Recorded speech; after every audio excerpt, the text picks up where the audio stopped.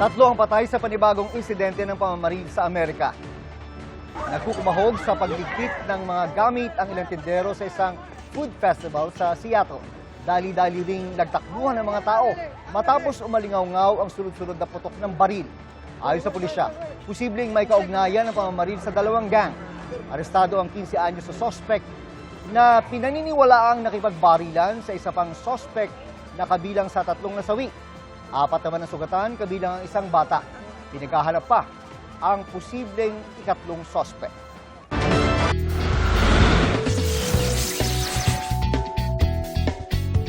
Angat ang main character energy ng isang debutant sa Caloocan.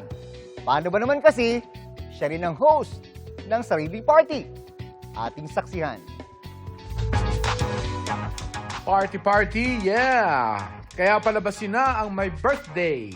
Please welcome our cabinet for today, Jewel Bautista!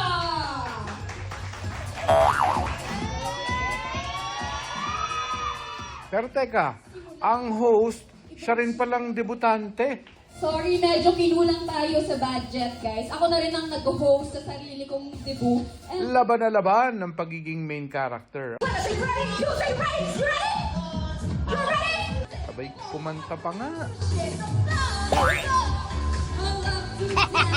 At nang magbigay mensahe ang kanyang guests, nakipagsabayan pa si Jewel.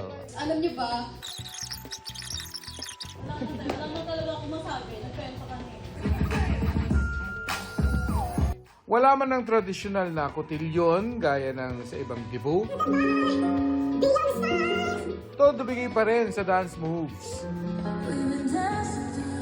Hindi na ako minor de edad. Ayon kay Jewel, maliit lang ang kanilang budget para sa kanyang birthday dahil syempre prioridad nila ang pampaaral sa kanya. Pero kahit papaano, gusto niyang ipagdiwang ang minsan lang naman darating, di ba, na 18th debut party. Thank you so much, America! Kaya inilaban kahit tila all around ang role niya sa event. Bumilib tuloy pati netizens. Pero saan nga ba galing ang kanyang unli energy?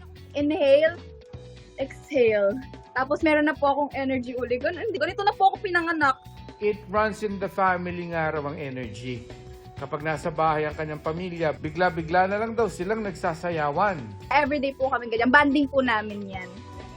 Laking pasasalamat din niya na all out ang suporta ng kanyang pamilya at mga kaibigan.